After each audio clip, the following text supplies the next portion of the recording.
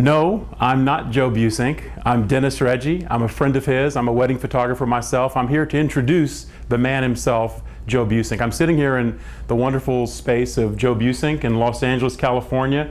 Incredible works of art on the wall. I'm amazed, I'm impressed, I'm fascinated. I can't wait to see this DVD and see how the heck he gets these shots.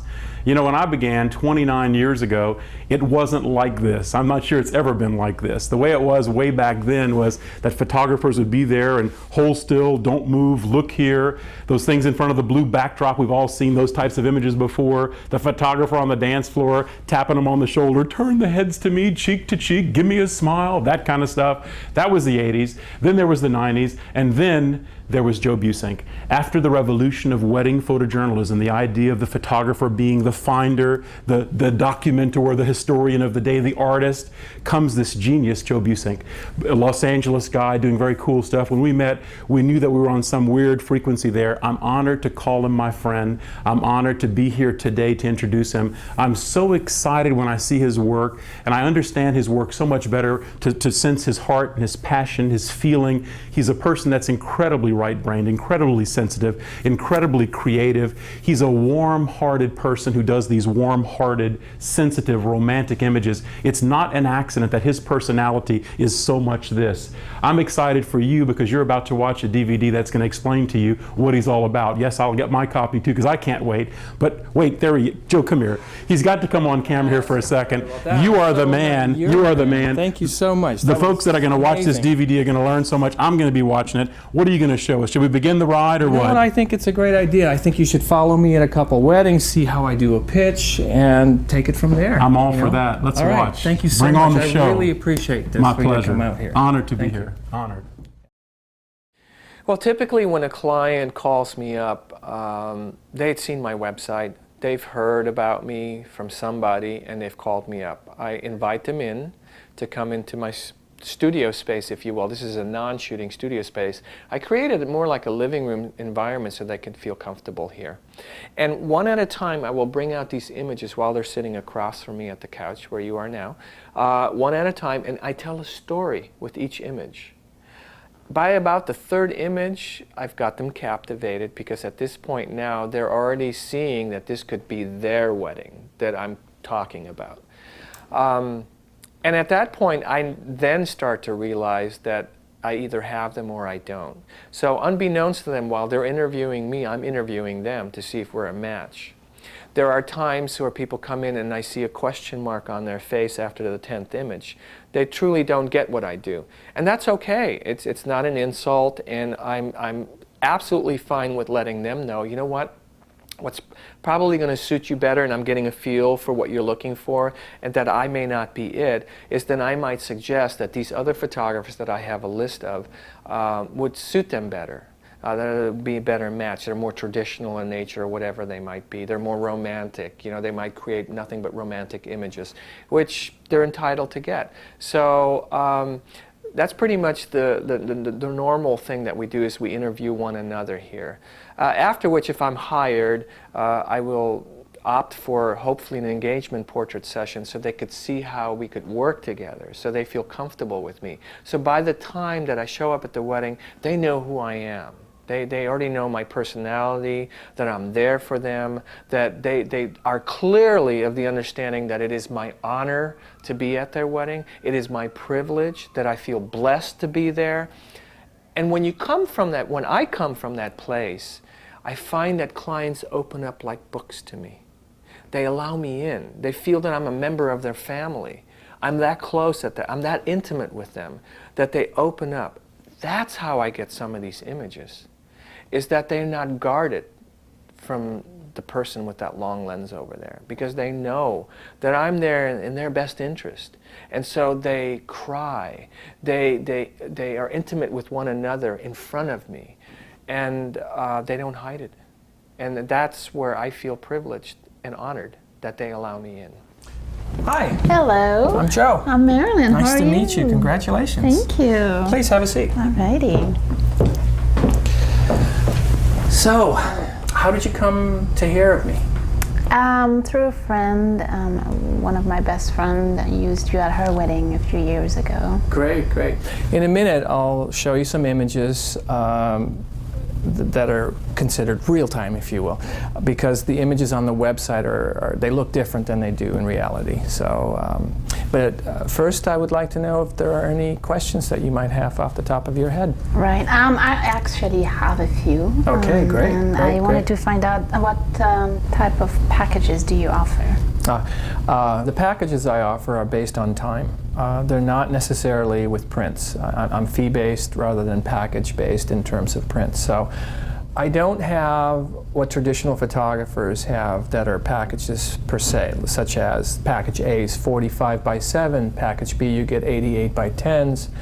For me, it's package A, you get 7 hours, package B, you get 8 hours, package C is 12 hours. So I am basing my fee on the amount of time and the amount of creative input that I have at your wedding.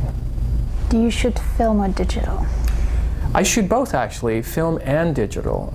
Primarily the people that come here seek me out because of my black and white images, so most of what I shoot is film-based. However, with all that's going on in the digital world and arena right now, I am using a little of it. So a typical split for me is about 70–80% black and white, which is all film-based, and 20–30% is color, with part of that being digital and part of that being film.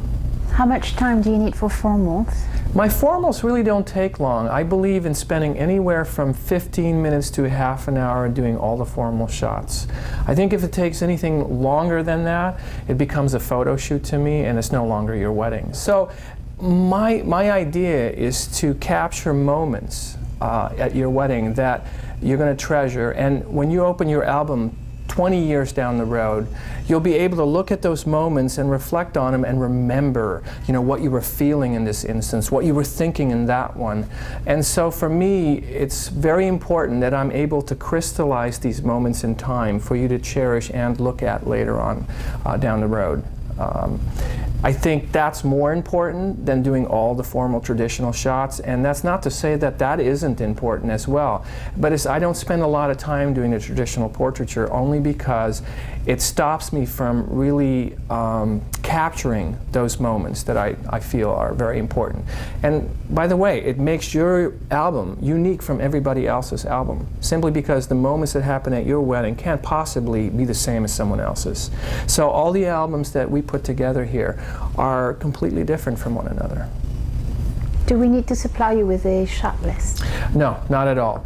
Shot lists for me aren't necessary because I utilize such little time in doing the formals. I quickly put things together, immediate family, some extended family shots, the bridesmaids, groomsmen, that type of thing is done very, very fast. And so I think if one takes a shot list and starts checking things off, it just prolongs the process of the formals. Do you come with an assistant or a second shooter? I come with an assistant always, and on occasion I do utilize a second shooter. However, typically for me it's 250 guests or more where a second shooter is required. If it's under 250, your guest list, I cover it all. So the assistant always comes for the equipment and the film, that type of thing. Since I carry 4 cameras on me, I carry 2, my assistant carries 2, and she always brings the bag of film and hands me film when I need it. Okay. So let me show you some of the images. All my stuff is more or less candid. I do some formals, however, most of it are capturing moments. You know, I'm trying to capture the essence of the person in that moment. That's my shtick. This is Christina Applegate, and she had just put the veil on, and I basically said, Christina, and she looked over and I grabbed the shot. So I shoot this stuff very quickly. It does look somewhat posed sometimes, but it's actually, that's the moment. Here's Christina when she arrived at the venue, and I couldn't get her attention, so I whistled at her, and she turned around and looked out the window. And for me, this is like a Grace Kelly shot. It's wonderful.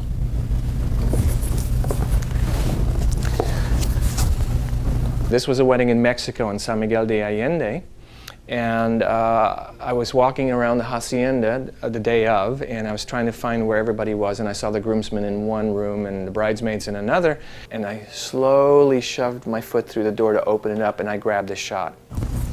And a second later, literally, unbeknownst to her, this is with the second camera. That's her response to the shutter going off on the first camera. So actually, these two images, side by side, are split seconds apart. One's with color, the wide lens, one's with fast film, long lens. This is a portrait of the same bride in Mexico, and this was actually shot the following day. The day of, we ran out of light, so I couldn't grab the portrait. So I came back the next morning, and interestingly enough, I was watching people pour tequila down each other's throat that evening during the reception.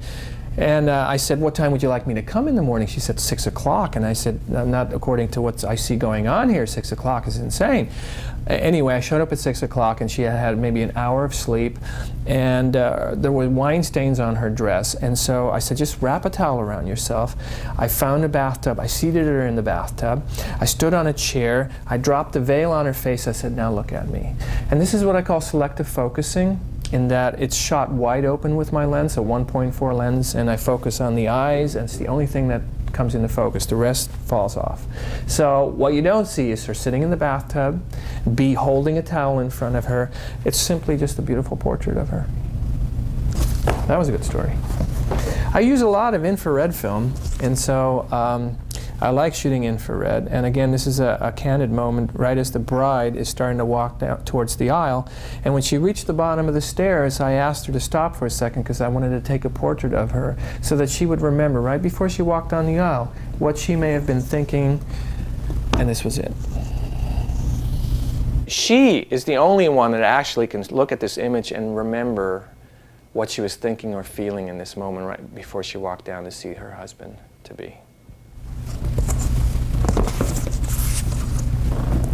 Like I said, color versus black and white matters not to me. Moments are captured equally as well in color as they are in black and white. So it's whatever your taste is.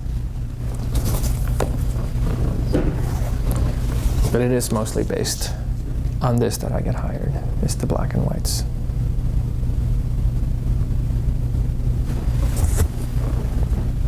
Moments, you know, you can't pose people to do this at all.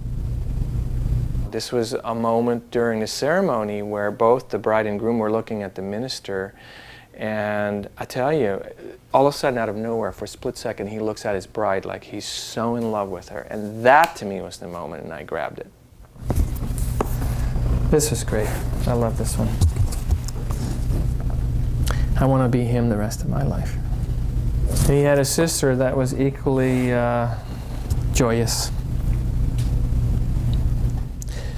You know, the bride and groom were having, they were exchanging vows that had humor to it, and this was the mother of the bride and the grandmother of the bride. And while I'm photographing the bride and groom laughing about what was being said, I realized behind me there must be a lot of laughter going on. So I turned around, and this is part of the audience that I saw. And I find myself wheeling on my knees a lot, like capturing one moment, then realizing that on the opposite end of me is also another moment that's unfolding. So it's stuff like this. Daddy has the lipstick on his cheek, you know, mom is crying, dad's crying, bride's crying, they're all crying.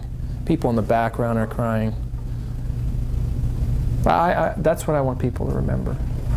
Here's the infrared again, and I love this image. People think I've posed it, but if you look closely, the dress actually was stuck on the sidewalk. And all she's doing is reaching over and picking it up, and you know, I was across the street, the straps fell off her shoulders. I mean, who needs a stylist? Here's that triptych that I was talking about, where the groom's waiting for the bride to arrive, the bride arrives, and they hug and they kiss, and they see one another for the first time. You know, I have 3 images prior to this one where the bride's looking into the groom's eyes. Interestingly enough, I thought that was really cool, but this was the more intimate moment because she couldn't take his gaze anymore and closed her eyes for a split second. And that, to me, was it. That says everything right there. And he's so intent at looking at her. He's looking right through her. It's just incredible. And she's got that little smile on her face. I love this photo. So what would we need to do to book you for the day? Well, a 50% deposit will hold a date. I won't show my work to anyone. You're definitely booked then. The remaining balance, the other 50%, will be due 2 weeks prior to your wedding date. Well, thanks for following me around through one of my pitches. I think what would be interesting is if you were to follow me at a couple weddings to see what I do. Typically, I get asked at my workshops and seminars, how is it that I shoot? I mean, I give out all this information of, you know, technical stuff in terms of film, ASA settings, that type of thing, processing. But people still ask me quite frequently, the first question usually on their mind is, how do you do it? So I think the best thing that I can do is actually bring you along and have you follow me at a couple weddings and have you see how I actually do this. So come on along.